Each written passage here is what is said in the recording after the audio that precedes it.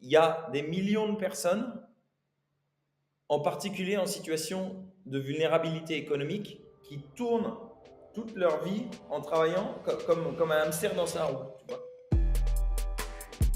Sauf que si on veut leur permettre de sortir de leurs conditions, il faut essayer d'identifier où est-ce qu'ils vont pouvoir maximiser leur potentiel et quelle est leur place. Et avec le pouvoir du croisement entre technologie et psychologie, on peut créer un business model qui est financièrement indépendant et qui ne dépend pas de philanthropie et avoir un impact à une échelle mondiale. Et donc, à partir d'aujourd'hui, je vais aider Ludovic et ça va fonctionner. Et donc là, je suis descendu de scène, j'ai récupéré 150 cartes de visite des gens qui étaient là. Le lendemain, j'ai eu une réunion avec Emmanuel Faber et le surlendemain, j'ai une réunion avec Younous qui a accepté de devenir le président d'une boîte qu'on a montée ensemble qui s'est par le futur appelée Chance. Et je suis reparti à San Francisco, j'ai démissionné et voilà comment c'était lancé. Bonjour tout le monde. Aujourd'hui, je suis avec Ludovic de Romar, le cofondateur et CEO de Chance, qui pour moi est un instrument qui permet de faire de l'égalité de chance une réalité et ça, quelle que soit euh, la, la- la- la couche sociale dans laquelle on se retrouve, le secteur, le milieu, le pays, et on va en parler pendant cet épisode. Salut Ludovic, ça va? Salut Guy, merci de ton invitation. Nice. Ludovic, j'aimerais que tu nous pitches un petit peu en quelques lignes ce que c'est que Chance, que tu nous racontes un peu comment est-ce que tu as lancé ça, le contexte. Mais avant, est-ce que tu pourrais te présenter succinctement? Avec plaisir. Ludovic, donc j'ai 34 ans. Je viens de Beauvais, dans le Nord. Mon père est français, ma mère est égyptienne, sa famille italienne-libanaise. Ah ouais. Et j'ai grandi à Beauvais jusqu'à l'adolescence. Ensuite, j'ai étudié en France, puis en Argentine. Et après, j'ai commencé à travailler aux Émirats arabes unis, puis ensuite en Californie, puis ensuite au Brésil et maintenant en France. Waouh. Profil assez protéiforme quand même. Yes.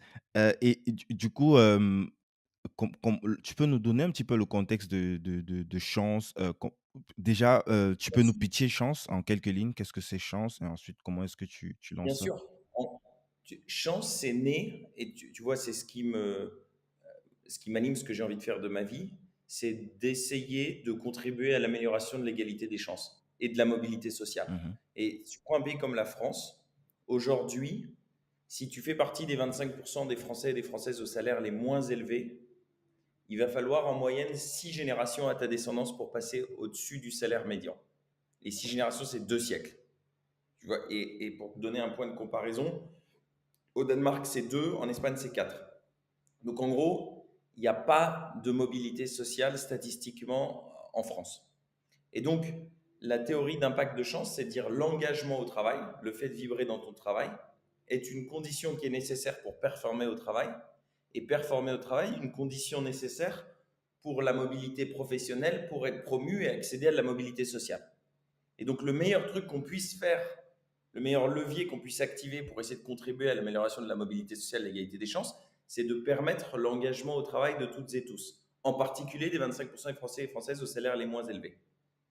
Et du coup, qu'est-ce qui bloque l'engagement au travail? Tu as des barrières internes. Je ne sais pas qui je suis, je ne sais pas ce que le monde peut avoir à m'offrir qui est aligné avec qui je suis. Et tu as des barrières externes qui sont en France, tu vois, si tu as un parcours non linéaire, tu vois que tu rentres pas exactement dans les cases, tu n'as pas fait exactement le même job avant, alors avoir les compétences ne suffit pas pour être reçu en entretien. Tu vois de quoi je parle? Bien sûr. Et avoir l'envie non plus. Et à cela vient s'ajouter toutes les discriminations illégales qu'on connaît, religion, orientation sexuelle, etc., etc., etc. Et tout ça, c'est les barrières externes. Et donc, pour permettre l'engagement au travail dont je te parlais de toutes et tous, il faut travailler sur les barrières internes et les barrières externes. C'est ce que fait Chance. Mhm. Et donc, à partir de là, sur les barrières internes, je ne sais pas qui je suis, je ne sais pas quelle est ma place dans ce monde. on a développé depuis 7 ans un parcours de coaching digital pour choisir le travail aligné avec qui tu es. Et ça, c'est un parcours d'une trentaine d'heures qui est en ligne complètement, dans lequel tu as une triple dynamique. Tu as de l'auto-coaching, donc 23 heures à faire seul sur ton téléphone, ton ordinateur, 7 heures avec un ou une coach pro choisi sur la base de ta personnalité en vidéo, donc 2-3 heures d'auto-coaching, 1 heure de vidéo-coaching, 2-3 heures d'auto-coaching, 1 heure de vidéo-coaching. Et tu vois, la métaphore pour bien comprendre ce qu'on fait, le savoir-faire de chance, c'est la métaphore du chirurgien et de la chirurgienne. C'est-à-dire qu'on fait faire par la machine tout ce que la machine peut faire au moins aussi bien que l'humain. Tu vois, c'est l'équivalent des IRM, des scanners, des radios, etc. Ça, c'est l'auto-coaching. Et ça vient nourrir par la data le ou la coach pro qui peut intervenir pour le coup sur ce que seul l'humain peut faire et en aucune façon la machine, à l'image du chirurgien ou de la chirurgienne.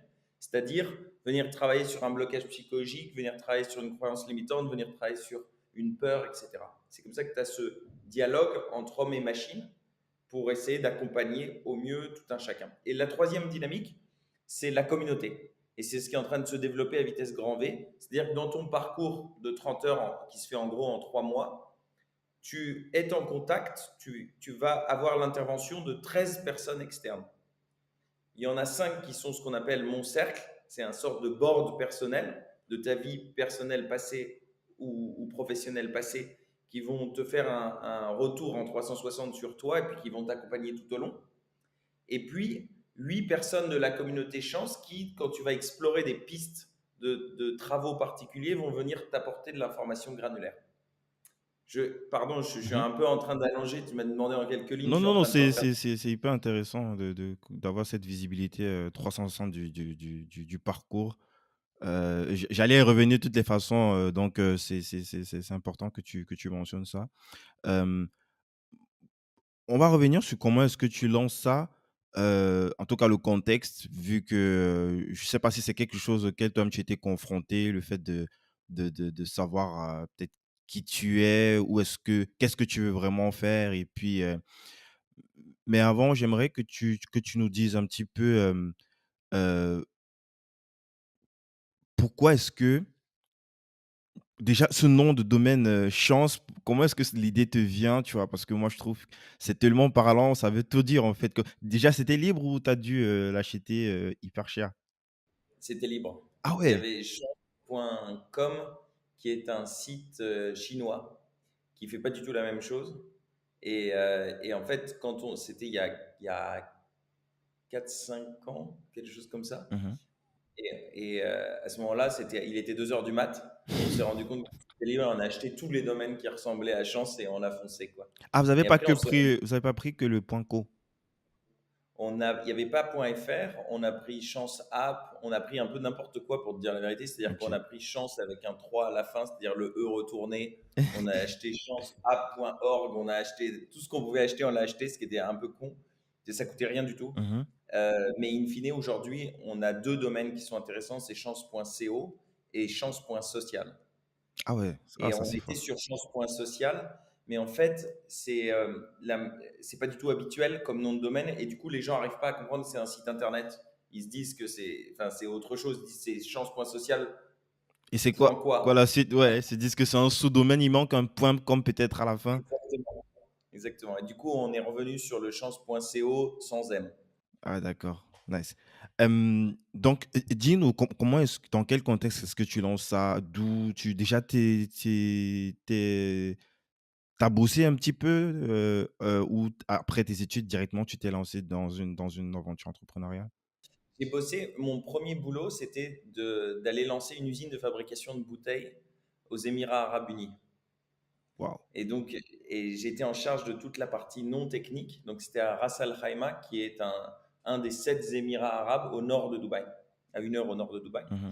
Et j'étais en charge de toute la partie non technique et notamment de recruter 200 collaborateurs, collaboratrices. Et donc, ça m'a amené à aller mener un peu plus de 1000 entretiens personnellement en Inde, aux Philippines, au Sri Lanka, en Arabie Saoudite, au Pakistan, au Népal. Tu vois, partout autour des Émirats, là où les gens avaient de l'expérience en fabrication de bouteilles. Mmh. Et donc, ce dont je me rendais compte, c'est que, tu vois, on a une conversation comme ça, tu checkes les compétences techniques du candidat, mais ensuite, ce que je voulais savoir, c'est est-ce que la personne va y aller avec son cœur? Parce que c'est ça qui va faire l'engagement demain dans son boulot et c'est ça qui va faire sa performance. Et moi, en tant que recruteur, mon rôle était d'essayer de prédire ou de juger de la performance future du candidat ou de la candidate. Au-delà des Et en skills, fait, des soft. au-delà des skills. Ouais. Et donc, les skills, c'est pas le plus difficile à mesurer. Tu arrives à comprendre assez vite si la personne, notamment technique, Mhm. si la personne les a. Mais ensuite, ce que je voulais savoir, c'est est-ce qu'elle va y aller avec son cœur. Et donc, quand je demandais aux gens pourquoi est-ce que vous faites ce métier, pourquoi est-ce que vous faites ça, pourquoi est-ce que vous voulez nous rejoindre, en gros, 95% des gens ne savaient pas. Ils me disaient, ouais, je fais ce métier parce qu'il y avait un job, parce que mon cousin travaillait là, parce que la vie m'a amené là un peu par hasard. Mhm. Et donc, là, moi, j'étais du haut de mes 24 ans avec mon petit stylo. Par exemple, pour les candidats en Inde, on multipliait par 4 leur salaire. Donc, tu vois, tu changes la vie de la personne en face de toi si tu le prends. Et tu changes la vie de ses enfants et des enfants de ses enfants. Donc, c'est majeur en matière de responsabilité. Mais en gros, sachant que la personne en face de moi elle-même ne savait pas si elle allait être engagée, qui étais-je pour en 30 minutes essayer de l'imaginer? C'est impossible en fait. Et c'est comme ça que j'ai commencé à réfléchir en me disant, mais en fait, tout ce monde de la gestion de carrière et de recrutement est complètement dysfonctionnel et c'est dans l'intérêt de personne en fait. Les gens potentiellement tournent dans leur roue comme des hamsters toute leur vie à faire un truc qui n'est pas du tout le bon truc pour eux sans le savoir. Sans se poser la question même, parce que c'est pas, tu fais quoi, tu es juste dans, tu do it, mais tu ne sais pas exactement pourquoi est-ce que tu dois le faire, parce que la société te dit que tu dois faire quelque chose, quoi. Et parfois, c'est intéressant, c'est parfois tu te poses la question, mais en fait c'est une question tellement complexe qu'il y a un milliard de sous-questions et c'est hyper complexe comme sujet. Quelle est ma place? Bah, ok, une fois que tu l'as posé, ça te fait une belle jambe, tu vois. Mhm. Et donc je pense qu'il y a des gens qui se la posent pas, il y a des gens qui se la posent de plus en plus, mais qui sont effrayés par cette question trop complexe et qui font la politique de l'autruche. Et puis, il y a la nouvelle vague, c'est-à-dire les gens qui essaient de se la poser de manière structurée. Et c'est ce qu'on essaie de pousser pour accompagner tout un chacun, quel que soit son passé, Mhm. à ce que, pour le coup, son passé dicte pas son futur, et pour aider tout un chacun à trouver sa place dans ce monde. Yes. Donc, tu bosses pour cette boîte-là et tu fais face à cela. Est-ce que de suite, tu sais un petit peu comment est-ce que tu vas formaliser? Est-ce que tu vois déjà ça comme une boîte déjà? Est-ce que tu vois ça comme, est-ce que je vais créer une boîte ou alors est-ce que je vais davantage creuser le sujet ailleurs pour davantage. Bah, pas du tout une boîte à ce moment-là. Mon problème, c'était de recruter les 200 personnes. Tu vois, j'ai Mhm. été focus Ouais, mais là-dessus. tu as Et identifié quand même quelque chose pendant ce process de recrutement. c'était un problème pour moi. Je me suis rendu compte que ça marchait pas, mais je le regardais du point de vue du recruteur. Mhm.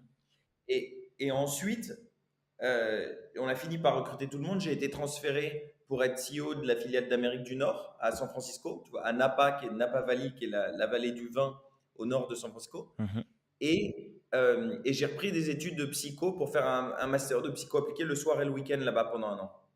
Comme ça, Et là, par, sur un coup de tête, pourquoi est-ce que tu pourquoi est-ce que tu pourquoi est-ce que tu allais faire ces études? Pourtant, tu avais déjà un job, tu avais déjà un truc. par intérêt, par curiosité. Tu vois, la psycho, c'est toujours un truc qui m'avait intéressé. Et en fait, il y a, il y a toute une école de psychologie à Santa Cruz, à côté de San Francisco. Et je me suis dit, c'est le moment de ma vie où je vais vivre ici. C'est l'occasion d'essayer d'apprendre ça. Et c'était possible de faire ce master le soir et le week-end. Donc j'ai fait Ah, ça. d'accord. Et en parallèle, j'ai découvert la tech parce que à San Francisco, si tu Ouais. t'intéresses pas à la tech, t'as pas de potes, quoi. Donc c'était pas du tout mon monde, mais il a bien fallu que je m'y mette. Mhm. Et puis, euh, et puis là-bas, je recrutais des profils hyper qualifiés, des directeurs commerciaux, etc. Parce qu'on retournait toute la filiale. Ouais. Et en fait, ce dont je me rendais compte, c'est que je posais la question aux gens, ouais, bon, ok, d'accord, vous avez un track record de directeur commercial, ok, les chiffres parlent par eux-mêmes, donc vous savez faire le job. Mais pourquoi est-ce que vous faites ça? Pourquoi est-ce que vous voulez nous rejoindre? Pourquoi est-ce que vous allez le refaire pendant 5 ans, puisque vous l'avez déjà fait pendant 5 ans? Et là, alors, storytelling à l'américaine, tu vois, that's the job of my life, blablabla, tu vois, hyper bien Ils sont entouré, trop forts, ils sont trop forts, hein, trop fort, et que je t'enrobe ça avec du chocolat de partout. Et in fine, j'ai fait des erreurs de recrutement massives. Et à ce moment-là, je commençais à parler avec mes potes en France, notamment ceux qui avaient fait des écoles de commerce, qui ensuite étaient entrés dans des grandes boîtes, ou allaient faire du conseil, Mhm. ou allaient faire de Du la banque, M&A, fusion-acquisition, du M&A, etc. Et qui donc continuaient à faire des trucs généralistes parce que c'est ce qu'il fallait faire, ce que sécurité. leur environnement leur dictait de faire, où la société leur dictait, où ils avaient une image de ça. Et puis ils se retrouvaient à la trentaine à dire, mais en fait, j'ai pas encore choisi. J'ai pas fait de choix. J'ai fait un peu des non-choix. Et donc ils commençaient à se questionner. Et c'est là que je me dis, mais en fait, toute la majorité des personnes sur cette terre passent la majorité de leur temps éveillés à faire un truc auquel ils ont finalement très très très très peu réfléchi. Et c'est absurde. C'est ça. On passe des années et des années à l'école à apprendre de la connaissance, mais la connaissance de soi et la réflexion de où suis-je dans ce monde professionnel, c'est rien. C'est quasiment rien. C'est complètement non structuré. Tu vois, au lycée, tu as un conseiller ou une conseillère d'orientation. Est-ce que tu en as vu un ou une? Et Peut-être 2 heures. j'ai une image, je crois que c'était en sixième, c'était la seule et l'unique fois où j'ai eu un contact avec un conseiller d'orientation, quoi. C'est la Bah seule fois. voilà, Et j'arrive même pas à me rappeler. Je sais même pas comment. Je sais que pour mon orientation, bah, mes parents, ils disaient, bah, les filières, si tu vas dans les filières scientifiques, bah, tu auras les portes ouvertes sur tout, quoi. Donc, j'ai fait série C, bac scientifique, donc toujours pour avoir ce truc de sécurité. Et, parce qu'on dit que ok, les matières littéraires, ben, c'est pour être recruté par le gouvernement ne peut plus recruter, ils n'ont pas assez de place, ben, va vers les sciences. Mais je sais pas répondre pourquoi est-ce que j'ai choisi cela. J'étais pas forcément, même si je n'étais pas mauvais, mais c'était pas forcément le truc qui me faisait le plus kiffer, quoi. Je le faisais parce que ben, on me disait que c'est ce qu'il fallait faire, quoi. et tu vois, aujourd'hui, c'était quand on s'est rencontrés, tu me parlais du podcast, qui est un des projets qui te tient hyper à cœur, qui est tout un nouveau pan d'activité. Comment est-ce que ça s'organise? C'est un side project aujourd'hui? Est-ce que ça va toujours être le cas? Est-ce que ça peut se transformer? Comment est-ce que ça se met avec les autres projets de vie, etc. Ça, c'est extrêmement complexe. Mais tu es dedans, là. Ouais, c'est Mais beaucoup de compromis, et hein, c'est beaucoup de sacrifices, c'est beaucoup de. Je sais pas comment, dans les détails, ça se traite chez Chance, mais il y a plein de trucs refoulés qu'il faut accepter de regarder en face, et ça, c'est dur. bien sûr, bien sûr, c'est et si tu mets pas un peu le nez dedans de manière organisée et méthodique, il y a un peu deux alternatives. Soit tu fermes les yeux, tu fais politique de l'autruche, donc Tu c'est refoules? refoulé comme tu Ouais, dis. Soit tu te mets dedans de manière inadéquate, et là tu tu pars en exploses, crise quoi. parce que Ouais, c'est une catastrophe, quoi. c'est vrai, c'est vrai. Et burn-out ou dépression ou trucs comme ça. Enfin, je simplifie à mort, Mhm. mais il y a un besoin de regarder les choses, de les accepter, de les prendre à distance et de voir ce que ça implique sur tes choix futurs, Yes. plutôt que juste les mettre là et puis faire aucun choix et se laisser porter par la vie, quoi. Toi, donc, du coup, et là, il y a quand même un lien avec ce que tu as identifié lorsque tu étais du côté des Émirats pour du recrutement et ensuite à San Francisco avec des gens qui sont plutôt qualifiés, qui sont très bons parleurs, mais au fond, et ça se voit dans leur CV, s'ils étaient heureux, ils ne devaient pas faire ces multiples changements chaque 3 4 ans. Et en plus aussi tes potes d'école de commerce. Est-ce qu'il y avait il y a un fil conducteur, j'imagine, entre ces 3 couches de population qui ont, je sais pas, qui est-ce que c'est quelque chose qui. Bah, à ce moment-là, je me dis, en fait, tout le monde est dans une sorte de quête plus ou moins consciente pour trouver sa place. Mmh. Et moi, le truc qui m'intéresse, c'est d'essayer d'aider les gens. C'est ça ma finalité dans la vie, c'est d'essayer d'aider les gens qui n'ont pas eu les mêmes chances que moi. Ouais, j'ai grandi à Beauvais, je te disais au tout début. Je suis fils d'entrepreneur et de prof. Et jusqu'à 10 ans, j'avais exactement la même vie que tous mes potes. Et puis à partir de 10 ans, nos vies, selon nos backgrounds, on commençait à diverger. Et ça ne s'est pas arrêté depuis. Et ça, j'avais un sentiment d'injustice. En fait, c'est pas normal, alors qu'on est les mêmes, qu'en fait, notre vie soit dictée par le passé, quoi. Et c'est le thème de la justice sociale. Je ne savais pas que ça s'appelait comme ça À à l'époque. 13 ans, 14 ans, 15 ans. Mais en fait, c'est là que je me suis dit, OK, je veux faire ça. Et donc, là, et ensuite, j'ai étudié l'entrepreneuriat social. Tu vois, c'était ma Ouais, il y avait un spécialisation. fil conducteur. Donc, c'était clair. Et quand je suis parti en Argentine, en fait, je me suis dit, je vais faire du développement économique pour les pays en voie de développement. J'ai fait un MBA avec un focus sur les économies émergentes en Amérique latine. Parce que je me suis dit que c'est par le développement économique que je pourrais avoir un impact social. Et là, je me suis dit, non, en fait, ça va pas par rapport c'était une sorte de mon parcours chance sur plusieurs années, tu Ouais. vois. Je me suis dit, mais en fait, cet environnement de travail des institutions de l'État ou des organisations internationales est trop lent dans son fonctionnement par rapport à mon caractère où je suis impatient. Mhm. Et donc, je vais passer par l'entrepreneuriat social. Et là, mon idole dans la vie, c'était Mohamed Younous, qui est le prix Nobel de la paix, qui a créé le microcrédit. Tu vois, Ouais. le Éminent cas des économiste hyper connu qui a créé une micro, la micro, je sais plus comment ça s'appelle, Green quelque la chose là. microfinance, le microcrédit, c'était la Grameen Bank. Grameen Bank, ouais. Et il a eu le prix Nobel au Bangladesh? Ouais. Bangladesh. Ouais. Tout à fait, ouais, au Bangladesh. Et il a conceptualisé la notion de social business en disant, en fait, il y a les ONG, il y a des entreprises for profit dont la mission est la maximisation du profit. On peut créer et penser un nouveau modèle qui sont des entreprises, donc indépendantes financièrement, qui ne dépendent pas de philanthropie ou de donations, et dont la mission est la maximisation de l'impact social, mais qui doivent être capables de générer du profit pour être indépendantes financièrement. Et ça, moi, ça me séduisait énormément. En disant, on peut utiliser les mécanismes de l'économie et de l'entreprise, et pour le faire avec un but social au-dessus. Ok. Et tu vois, et depuis, ça a été suivi, parce qu'il y a toutes les réflexions sur les entreprises à mission, sur les bicorps, etc., ça a suivi, et petit à petit, c'est en train de se répandre. Parce qu'on réfléchit de plus en plus au sens de ce qu'on est en train de faire, etc. Mhm. Et donc, j'avais lu tous ces bouquins pendant mes études, et je me suis dit, OK, là, quand j'ai cette idée à San Francisco, on est en 2014, je me dis, je veux aller voir sur le terrain en Bangladesh comment est-ce que lui a développé concrètement les différents social business, à commencer par la Grameen Bank. C'était une Et ensuite, banque il y ou a une une... microfinance ou les deux? Ouais, c'était une banque, la première grande banque de microfinance. Ah ouais, ok, d'accord. Et donc,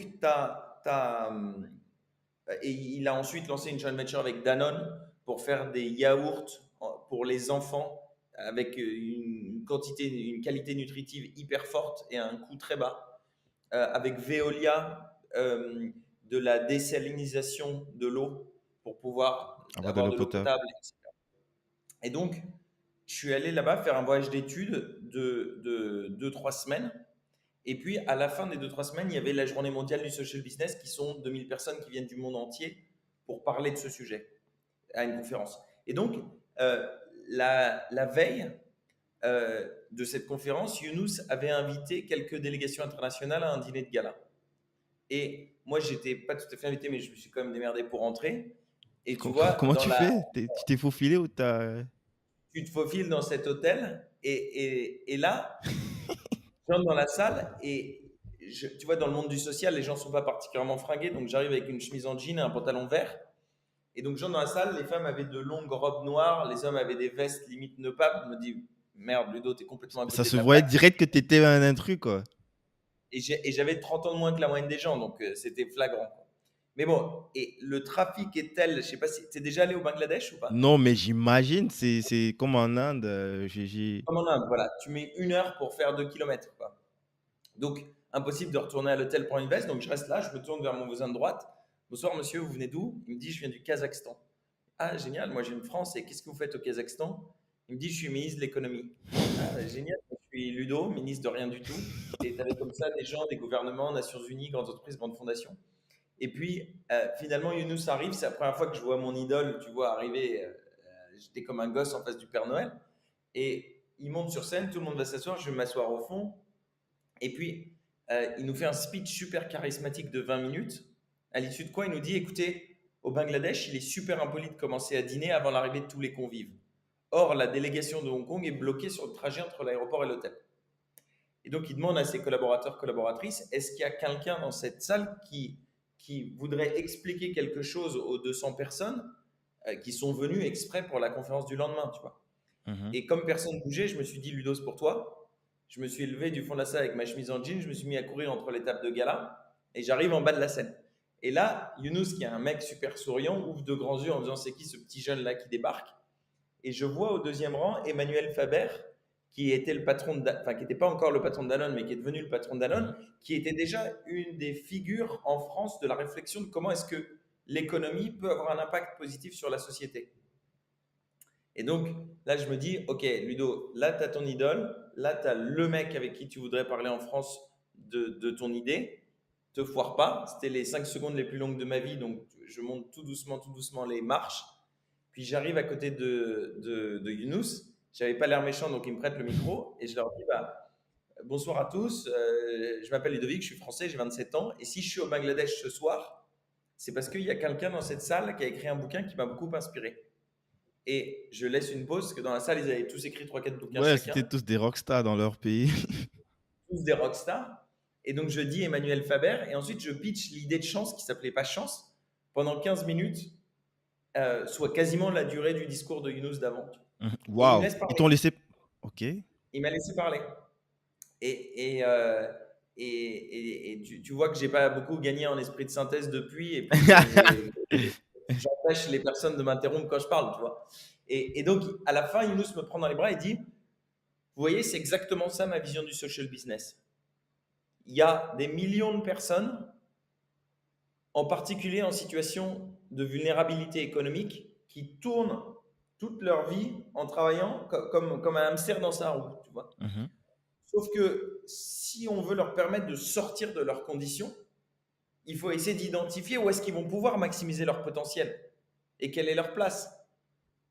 Et avec le pouvoir du croisement entre technologie et psychologie, on peut créer un business model qui est financièrement indépendant et qui ne dépend pas de philanthropie et avoir un impact à une échelle mondiale. Et donc, à partir d'aujourd'hui, je vais aider Ludovic et ça va fonctionner. Et donc là, je suis descendu de scène, j'ai récupéré 150 cartes de visite des gens qui étaient là.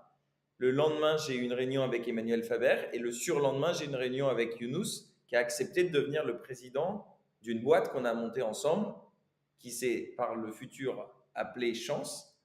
Et je suis reparti à San Francisco, j'ai démissionné et voilà comment c'était lancé. Waouh.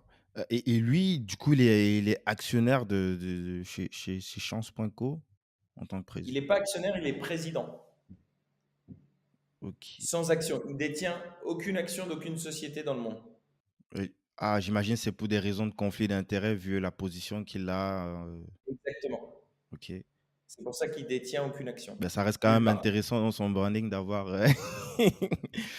Pas que pour le branding, hein, parce que forcément, avec le bagage qu'il a, il apporte clairement des choses utiles pour Change.co. Mais quand même, Mohamed Younous sur son site internet, ça envoie du lourd, quoi. Non, mais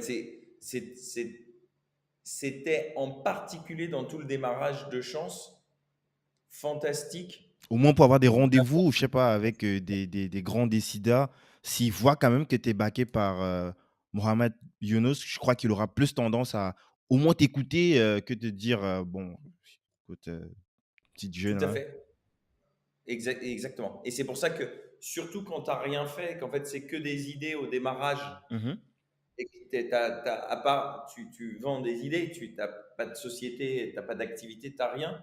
Ça a énormément aidé le fait que ce soit professeur Younous le président, Mhm. d'ouvrir une porte et d'être écouté exactement comme tu viens de dire. Et puis petit à petit, on développe d'autres choses qui donnent de la crédibilité à l'activité. Et donc la part relative de son importance dans la crédibilité externe se réduit, mais elle a encore énormément de valeur. Effectivement.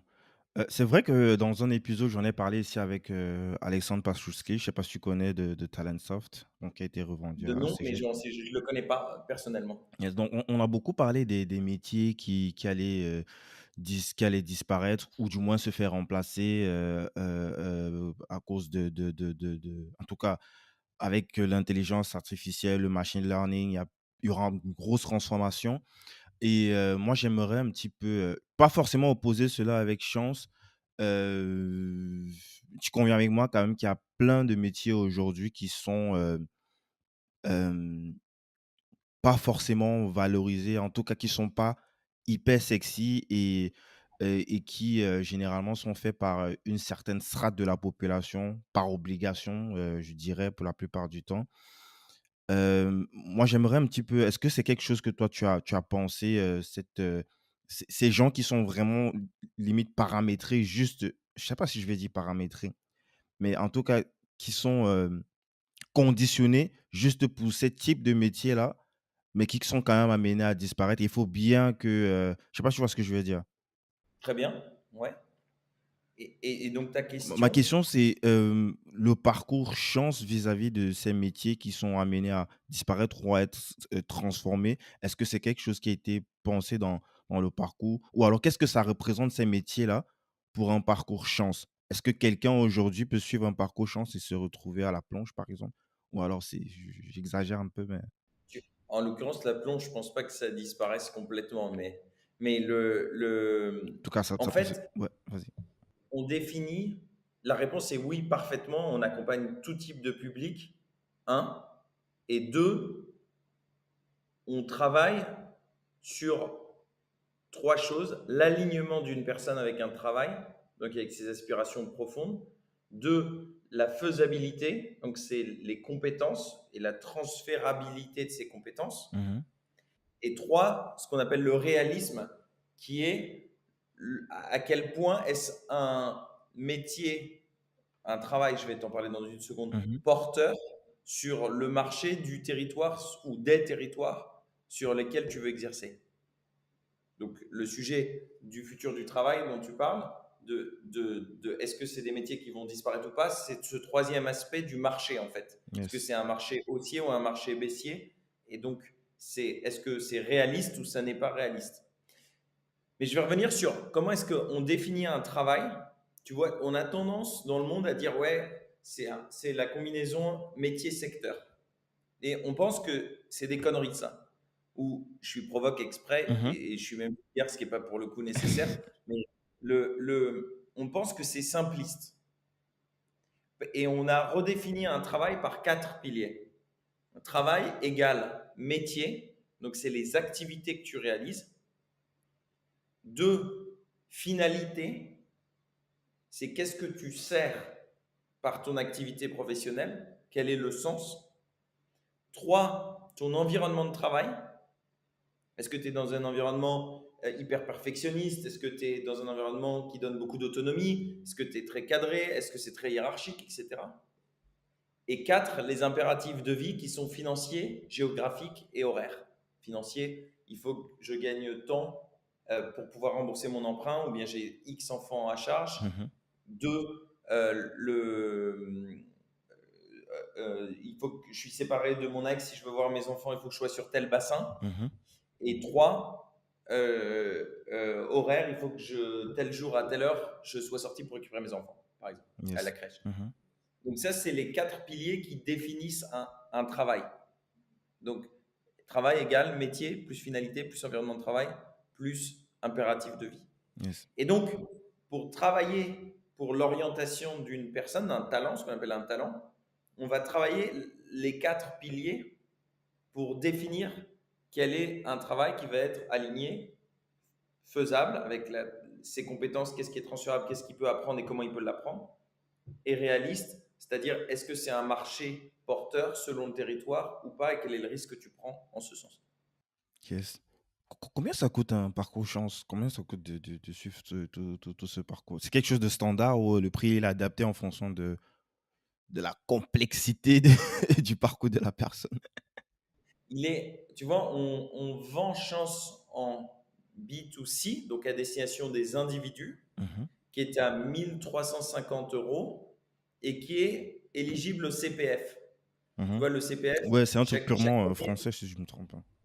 c'est purement français, et chaque personne qui travaille en France obtient 500 € ou 800 € par an de crédit CPF qu'ils peuvent mobiliser pour Chance Mhm. ou pour d'autres choses. Ensuite, on le vend et aussi en ce qu'on appelle B2Gov, gouvernement.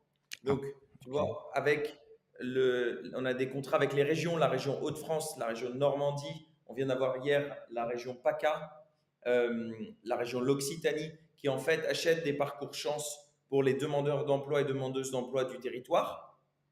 Ensuite, on a aussi travaillé encore avec le ministère du Travail. Ensuite, Pôle emploi, si un demandeur d'emploi demande à son conseiller Pôle emploi ou sa conseillère Pôle emploi de faire chance, ils peuvent le leur financer.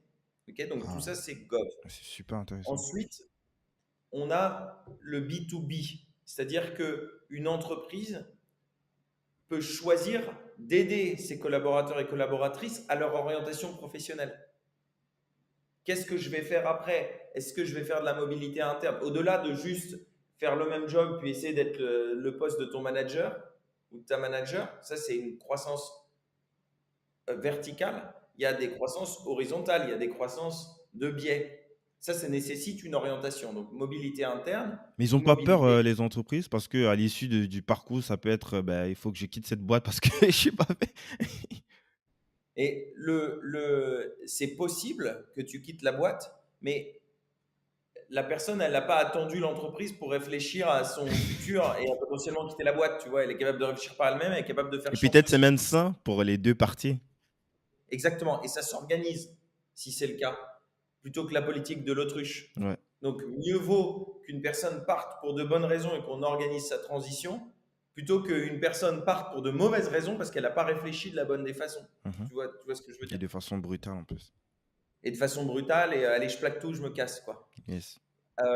Et en plus de ça, on a créé un fonds de dotation qui s'appelle Chance pour tous pour donner des bourses aux personnes dont le dernier salaire est inférieur à 1 400 € net par mois, qui n'auraient pas pu se faire financer Chance par tous les systèmes dont on a parlé avant, CPF, Pôle emploi, région, entreprise, voire ministère du Travail.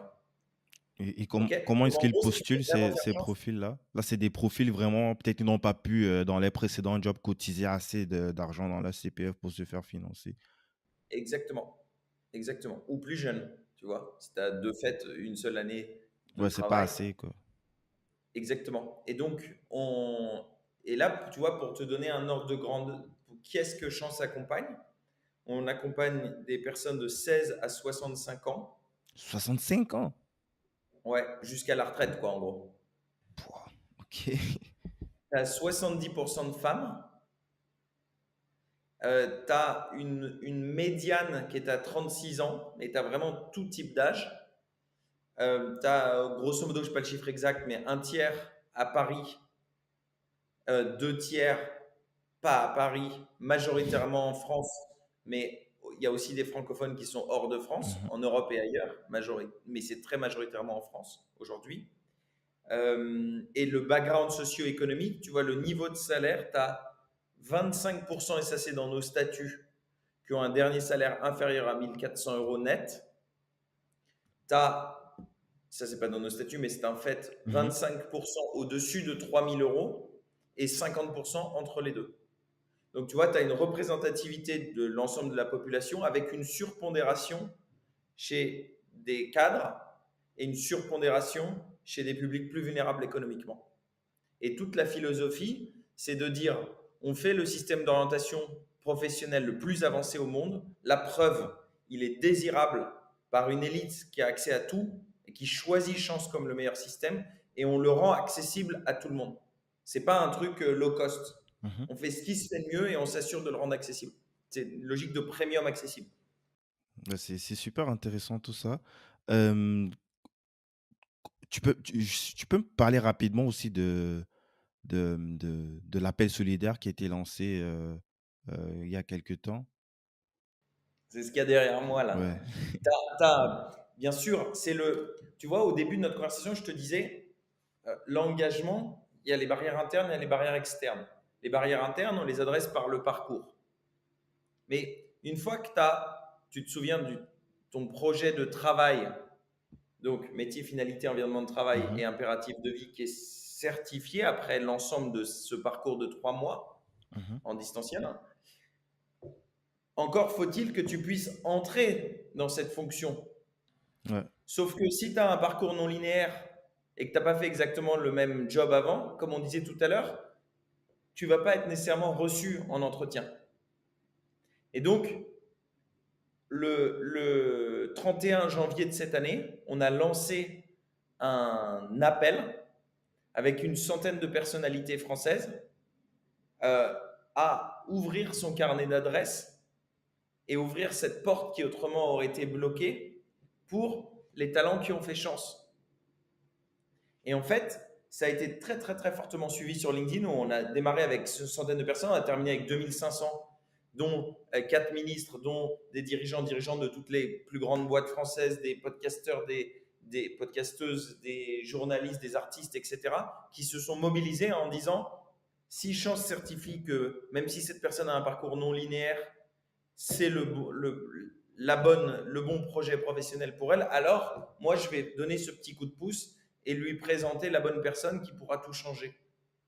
Et ça, ouais, ce que je te montrais derrière pour celles et ceux qui regardent la vidéo, c'est en fait c'est une illustration de ça avec toute cette communauté. Et c'est ce qui nous amène à devenir aujourd'hui, non pas seulement une méthode, ce qu'on a construit depuis 7 ans, mais surtout une communauté d'entraide de personnes physiques, mais aussi de personnes morales, d'organisations, d'entreprises, qui s'engagent pour permettre à tout un chacun de trouver sa place et à réduire les inégalités des chances. Et ça, c'est sous-tendu par des solutions de croissance professionnelle, d'orientation, par exemple tout ce qu'on a expliqué, mais aussi des solutions pour s'engager. Mhm. Parce que tu vois, ces 2500 personnes, dans les faits, on leur a montré une solution sur comment est-ce qu'ils peuvent s'engager de manière altruiste, de manière efficace. Aussi, ce qui est très important, c'est beaucoup de gens qui sont prêts à faire des choses, mais ils ne savent pas exactement comment et ils n'ont pas beaucoup de temps. Et ils veulent s'assurer que ça marche, ça sert à quelque chose, quoi. Pas juste pour se dire je fais quelque chose de bien. Et donc, Chance aujourd'hui, c'est ça, c'est cette communauté. Tu vois, maintenant, on a plus de 10 000 personnes qui sont des talents, qui sont des alumni, qui sont des signataires qu'on appelle les engagés, qui sont des entreprises partenaires, qui sont des pouvoirs publics et qui, quand on coordonne bien tout ce petit monde, on arrive à essayer de se soutenir de manière solidaire. Et c'est ça de plus en plus qu'on va pousser. Et tu vois là, par exemple, hier, on est en train d'accélérer très fortement où tu as une personne qui démarre le parcours toutes les 10 minutes. Ah Donc c'est en ouais, train d'accélérer très très fortement là. ça vient d'où ce trafic-là? C'est juste comme ça en organique ou il y a derrière, je sais pas. Tu as du trafic, tu as beaucoup de bouche à oreille, hein. Beaucoup, beaucoup de gens qui, tu vois, c'est Guy, ou pour les auditeurs, auditrices, c'est tu vois, c'est l'histoire du pote ou de la pote avec qui tu dînais il y a 6 mois, qui disait mon job, j'en peux plus, et qui, 3 mois après, tu redînes avec lui ou avec elle, et tu dis bon, alors, ça y est, tu as changé, tu as fait autre chose. Non, tu On vois a de qui je tous parle. vécu ça. On a tous vécu ça au moins une fois. Tu vois, si les auditeurs et auditrices se posent 2 secondes, là, on va donner 2 minutes, 1 minute de silence Ouais. pour réfléchir à ces personnes et se dire ah ouais, ouais, Ah, ouais, c'est trop lui ou elle, parlant. est On a très bonne tous vécu ça au réponse, moins une tu vois. fois. Yes. Bah, Et pour. c'est Mhm, pour ses potes mhm. et c'est ce bouche à oreille, tu vois, où les gens se disent bah ok, au lieu de se plaindre, viens réfléchir de manière structurée et prends en main ton futur, quoi, en Ouais. fait. C'est hyper puissant. Chaque 10 minutes, c'est vraiment. Waouh, bravo, hein. Euh, le, le, Et c'est toute l'équipe. Je suis pour une petite partie. le parcours chance, il est exclusivement digital, j'imagine. Ça dure combien de temps? C'est 30 heures. C'est tout à distance, Mhm. mais c'est pas déshumanisé puisque tu as ton ou ta coach choisi sur la base de ta personnalité. Puis ensuite, tu as les 13 personnes de la communauté avec qui tu vas interagir aussi. Et ensuite, il y a plein, plein, plein d'autres choses communautaires. C'est cette appartenance à cette communauté de plus de 10 000 personnes dont je te parlais tout à l'heure. Mhm. Yes. Et tu peux nous briefer un petit peu rapidement comment, le mix tech psycho se fait, sur la plateforme Chance? Parce que j'imagine forcément derrière il doit avoir, heu déjà tu vous êtes combien dans l'équipe et sur la partie tech? Là, on est presque 100 dans l'équipe permanente. Mmh. Et ensuite, tu as 200 coachs partenaires Mmh. qui sont free, qui ne sont pas employés à temps plein de chance. D'accord. Et, mais comme je te disais, on ne définit pas chance comme il y a une entreprise de l'économie sociale et solidaire qui vient autoriser le développement de la communauté, mais chance, c'est les 10 000 personnes en fait. Mmh. C'est pas parce que c'est grâce aux actions de toutes ces personnes qu'on est capable ensemble de délivrer notre promesse et donc d'essayer petit à petit d'améliorer l'égalité des chances pour tout le monde. OK. Pour le déploiement de Chance au début, vous avez levé à peu près combien et comment est-ce que vous avez déployé ça? C'était principalement pour, la tech ou alors pour, les équipes de coach, tu peux nous briefer rapidement là-dessus, si c'est quelque chose que tu parles ouvertement? Bien sûr, on a eu plusieurs levées de fonds. On a aujourd'hui, je sais pas, peut-être presque 200 actionnaires différents. Ah ouais. Euh, Mmh. et tous les Des employés de institutionnels ou, Chance, des euh, fonds? il y a, il y a des fonds et il y a des individus. Je vais t'en parler dans 2 secondes. Mais Mmh. le premier actionnaire de Chance, c'est les employés. En fait, tous les employés sont actionnaires de Chance. Et on a une structure holding qui s'appelle Team Chance, OK. qui est le plus gros actionnaire de Chance. Et à côté de ça, tu as plein d'ambassadeurs actionnaires. C'est à peu près combien vous avez attribué à peu près combien de pourcentage? C'est quoi? C'est le système de BSPCE ou alors, co On est en train de mettre en mixte? place des BSPCE, mais c'est un système plus complexe, c'est des actions vraiment. C'est C'est une vraiment des holding. actions, quoi? C'est-à-dire ils ont un pouvoir de décision au même titre que toi ou d'autres, Moi, je suis dedans aussi. Je suis dans la holding avec tous les employés. mais pourquoi est-ce que tu as fait ça? On dirait que tu prépares, en fait, tu es prêt, en fait, à sortir complètement de la boucle et de laisser le truc vivre par soi-même? Ben, j'ai pas prévu de disparaître demain de chance parce que j'ai encore envie d'y passer les 15 Ouais, je prochaines comprends, années. On mais je va veux dire dans commencer. l'éventualité où ça va arriver, on dirait que tu prépares, en fait, l'avenir, ben, que c'est quelque chose qui est au-dessus, en fait, de ta personne et puis qui a pour Bien vocation de sûr, bien sûr. Et sur la détention, tu vois, moi, un rêve, j'espère qu'on va arriver à faire ça. C'est en fait que chance soit détenue par la communauté. C'est-à-dire qu'on puisse créer des structures où ces 10 000 personnes détiennent une petite partie de chance, tu vois. En fait, que chance appartienne à des dizaines et des dizaines de milliers de personnes. mmh. Tu vois, la logique du social business, moi, j'ai pas monté cette boîte. Ce que je te raconte, c'est pas juste du chocolat sur les brocolis, quoi. Ouais. C'est pas, on vient pas rajouter du social washing par-dessus pour faire beau. L'intention de la création de cette structure, j'en ai rien à foutre de monter une start-up. C'est pas mon objectif dans la vie, tu vois. Mmh. Mon objectif dans la vie, il est la finalité. C'est d'essayer de faire un truc qui est utile pour les personnes qui n'ont pas les mêmes choses que moi. Et du coup, le meilleur véhicule pour ce faire, comme on devait développer de la tech et que ça coûte de l'argent et qu'il faut des capex, c'était de créer cette entreprise de l'économie sociale et solidaire. Et quand tu vois, quand tu penses comme ça, et donc, comme je te disais tout à l'heure, social business, c'est une entreprise qui doit être profitable, qui doit pouvoir ramener du retour aux différents actionnaires qui prennent des risques, qui doit croître et qui doit avoir une croissance exponentielle. Mais ça n'empêche pas que c'est là pour servir une finalité, un objectif social qui est au-dessus. Mais en termes de conflit d'intérêts aussi, c'est hyper intéressant. Ça permet de réaligner complètement, tout le monde par rapport à la mission, de l'entreprise. Du coup, vous avez prévu de faire une nouvelle levée ou, ça s tu as des pépites à nous On a partager? il y a pas on a fait une dernière levée il y a 6 mois, tu vois, avec un fonds d'impact qui s'appelle Citizen Capital, qui est le fonds historique d'impact Mmh. depuis je sais pas, 20 ans. Euh, un fonds d'éducation français qui s'appelle EduCapital, qui a un fonds d'impact à l'intérieur. Mmh. Et puis, différentes personnalités qui se sont engagées comme actionnaires ambassadeurs. Tu vois, je pense à Philippe de Chanville, qui est le CEO de Mano Mano, Mmh. à Thibaut de Back Market, à Alexandre de Malte, à Charles de Alan. Tu vois, tout ça, c'est Mhm. les start-upers qui s'engagent. Ensuite, Jean-Bernard Lévy, le CEO d'EDF. Ensuite, tu vois, différentes personnalités qui s'engagent aux côtés de Chance financièrement, mais aussi par leur réseau, leur crédibilité, parce qu'ils se disent, mais en fait, si ça marche, tout ça, c'est génial quoi, pour la société.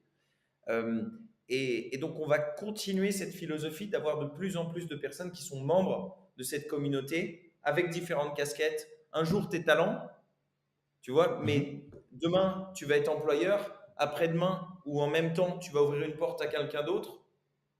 Tu vois, C'est tu peux hyper avoir puissant, différents franchement. rôles. Limite, on n'est pas loin de l'économie circulaire là, donc c'est vraiment, vraiment puissant ce truc. J'ai hâte de voir ce que ça va donner dans les prochaines années. Et pour ce véhicule-là, justement, vous avez prévu à peu près combien de pourcentage de participation dans la Captable? Pour quel Le véhicule? véhicule où les différents collaborateurs de Chance sont. Ça, c'est un tout petit peu moins que la moitié D'accord, d'accord. aujourd'hui. Tu as grosso modo la moitié qui sont les employés, la moitié qui sont tous les actionnaires ambassadeurs. Et jusqu'où est-ce que tu veux amener Chance? Bah, en fait, on a l'opportunité, pour pas dire la chance, c'est un mauvais jeu de mots, de, le problème qu'on veut essayer de résoudre, il est infini. Mhm, Tu vois, avant qu'il n'y ait plus d'inégalité des chances, toi et moi, on sera très probablement plus sur cette terre. Donc, tu vois, c'est un problème suffisamment complexe pour y dédier des dizaines et des dizaines d'années. mhm, Et donc, on va continuer de développer. L'intention, c'est de continuer à développer Chance. Et, tu vois, on est en train d'avoir une traction de plus en plus forte mhm. et c'est génial. Mais aujourd'hui, on n'est qu'en France. Je ne sais pas raconter tout le parcours de Chance où on était au Brésil pour travailler avec les jeunes des favelas. Ouais, à C'est là qu'on est. Rio. Et en plus, je pense qu'avant le Brésil, tu avais prévu plutôt de lancer au Nigeria. Je me demande bien pourquoi. Ça devait être une réelle opportunité et un gros impact parce que, OK, c'est un problème qui est international, mais peut-être tu vas me dire, c'est quelque chose qui est dans les coulisses, peut-être de se déployer plus tard. Je sais que vous avez eu quelques participants, notamment au Cameroun, chez moi, et au Liban.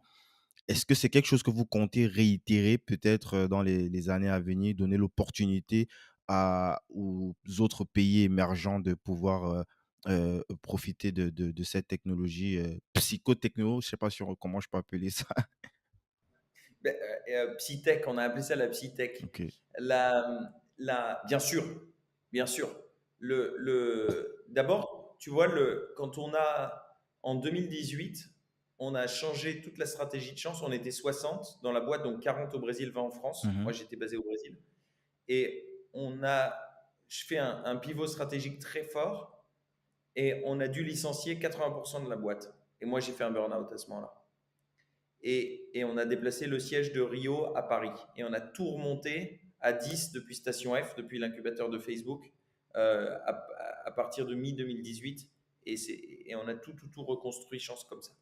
Et tu vas en parler des oh, profils non linéaires c'est pour les chaud gens, quand ça arrive même, licencier autant de. À l'américaine, c'est dur quand même de licencier. Moi, je l'ai déjà fait deux, trois fois. C'est vraiment dur.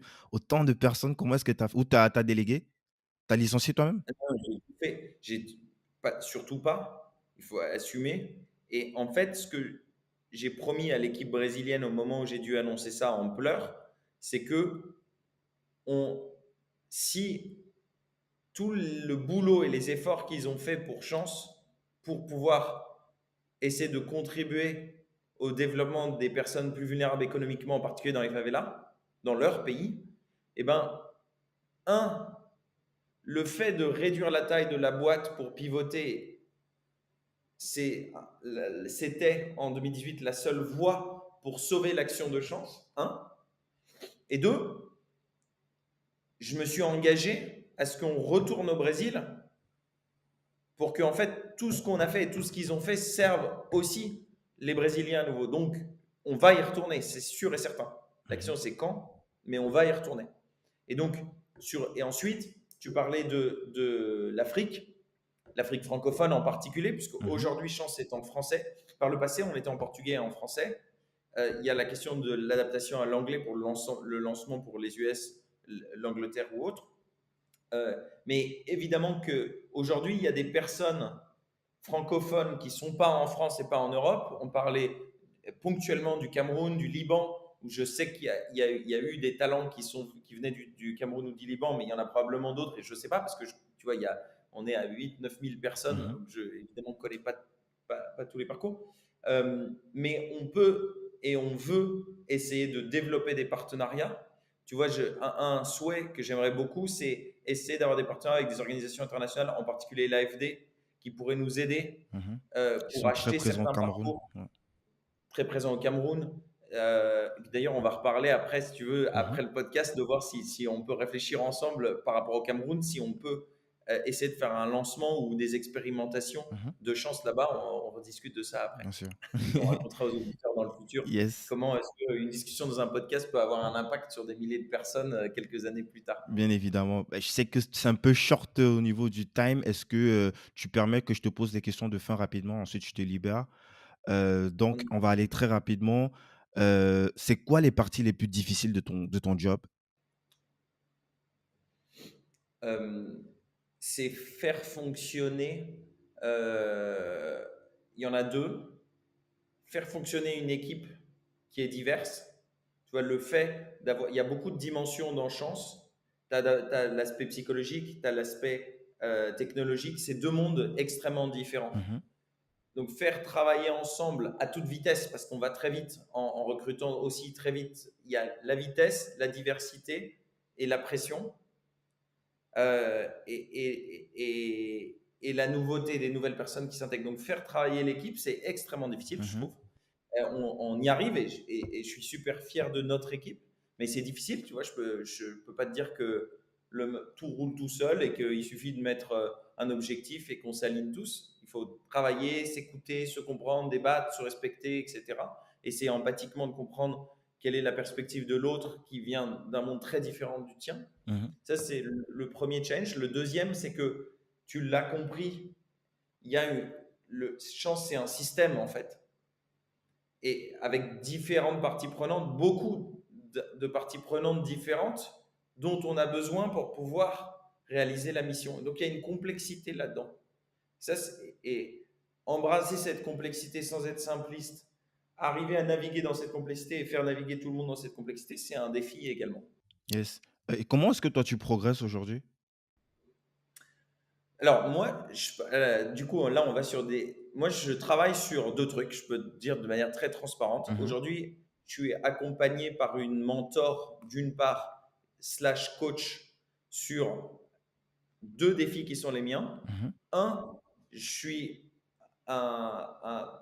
plus dans le rêve que dans le réalisme.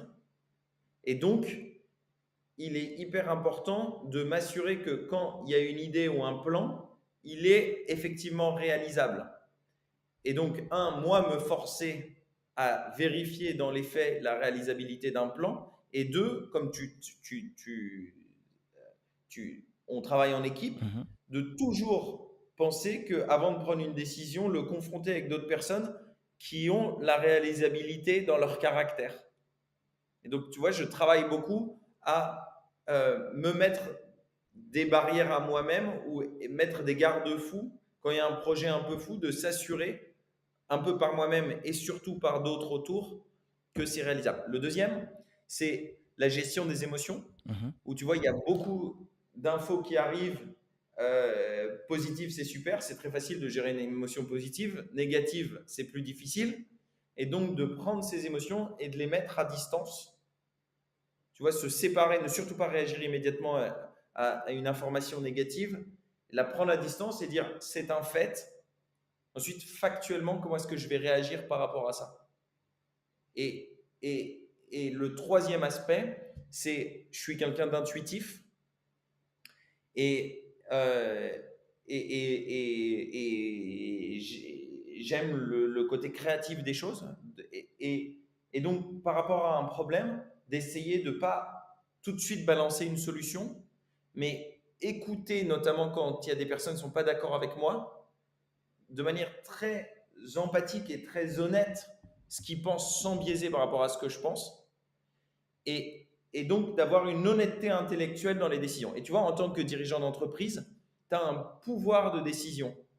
Mais derrière, tu as pour paraphraser quelqu'un de fort célèbre qu'on a tous cité, de grandes responsabilités, notamment d'honnêteté intellectuelle. Et donc de ne pas biaiser par rapport à tes intuitions et de, quand tu prends une décision, être très honnête en disant si je suis ce qu'était mon intuition, ce n'est pas parce que c'était mon intuition ou mon idée, c'est parce que effectivement ça semble de la manière la plus objective possible, ce qui est jamais 100% possible, la bonne décision à prendre. Voilà Yes. les 3 trucs sur lesquels je travaille. C'est hyper intéressant. Tu penses que tu peux nous glisser le nom de ta coach? On peut la citer? Ou tu as pas Oui, c'est peut-être je suis Arantxa booké. Balson, que je remercie du fond du cœur et qui est une C'est quoi son mentor nom? depuis le premier jour.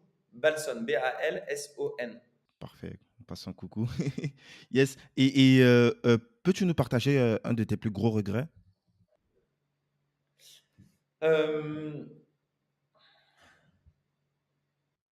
Ce qui est partageable, hein. En fait, on a fait plein de. Bah, je te dirais que les 3 sujets sur lesquels. Ce que je regrette le plus, c'est que les 3 sujets sur lesquels je travaille maintenant, j'aurais mieux fait d'en avoir conscience le plus tôt possible dans ma vie et de commencer à travailler le plus tôt possible dans la vie. Ça, Effectivement. c'est le plus gros regret. Ensuite, tu sais, on a fait plein d'erreurs, mais c'est pas des regrets. Tu es beaucoup plus malin après. Et puis, euh, et mécaniquement, quand tu crées un système qui est complexe, on a fait ces erreurs, d'autres auraient fait d'autres erreurs. Le but, c'est d'apprendre de tes erreurs. La connerie, c'est de Ouais, de refaire la deuxième refaire. erreur une deuxième fois. Et donc, même, tu vois, ce qui était une catastrophe, qui est le pivot avec ce licenciement et moi, mon burn-out, mais ça a donné une résilience à chance infinie. C'est-à-dire que, tu vois, les petites barrières qui arrivent demain, on en a vu d'autres, quoi. Ouais. Quand tu dois retourner toute une boîte, c'est autre chose. Et donc, in fine, tu vas le prendre comme des faits et essayer d'agir par rapport à ça. Donc, c'est pas vraiment des regrets. Yes et tu aurais C'est des moments heureux, mais pas nécessairement des regrets. yes, tu une big fierté à nous partager, une de tes plus grosses fiertés? La communauté et l'équipe de chance, c'est sûr. Logique. Le fait de se dire qu'aujourd'hui, on a des gens qui se mobilisent de façon altruiste et qu'il y en a de plus en plus, ça, c'est une super fierté. Et c'est le début. Et c'est une fierté et c'est aussi une reconnaissance très, très forte. Yes. Est-ce que tu aurais un bouquin à nous, recommander, à part les bouquins de Mohamed Younous qu'on va forcément mettre dans les commentaires, dans les descriptions de l'épisode? Et le meilleur de Younous, c'est Vers un monde sans pauvreté en français et Banker to the Poor, qui est son autobiographie qui est géniale, Mmh. à partir de laquelle il a reçu le prix Nobel de la paix. Ouais, il y en a un qui est un peu lourd, mais qui est génialissime, qui est de Pierre Rosanvallon, Mmh. qui s'appelle Les épreuves de la vie, qui est extraordinaire. Extraordinaire, qui est en fait une réflexion par rapport à, qui est sorti il y a 6 mois, qui est une réflexion en disant, OK, le drame du 21e siècle, c'est le populisme. Mmh. C'est un des drames du 21e siècle. Aujourd'hui, en France, il y a un énorme ressentiment des Français et des Françaises. Un ressentiment, un sentiment d'injustice, un sentiment d'incompréhension, un sentiment de manque de respect, un sentiment de discrimination, etc. Mais qui est extrêmement diffus et qui est très différent d'une personne à une autre. Et donc, il est nécessaire d'essayer de, si on veut, il n'y a pas de solution miracle pour tout le monde. Et ça Mmh. va faire qu'aller vers davantage de populisme et davantage de complotisme et d'insatisfaction, etc. C'est une cata, en fait, pour notre société. Donc, sa thèse, c'est de dire il faut permettre aux Français et aux Françaises de comprendre en profondeur quels sont les faits derrière ces ressentiments et quelles sont les émotions par rapport à ces faits. Et ça de manière individuelle. Si ça te rappelle un petit peu quelque chose, vaguement. Tu vois. Et il dit à partir de là, il faut traiter au niveau individuel cette compréhension et ensuite on peut faire des choses de manière systémique.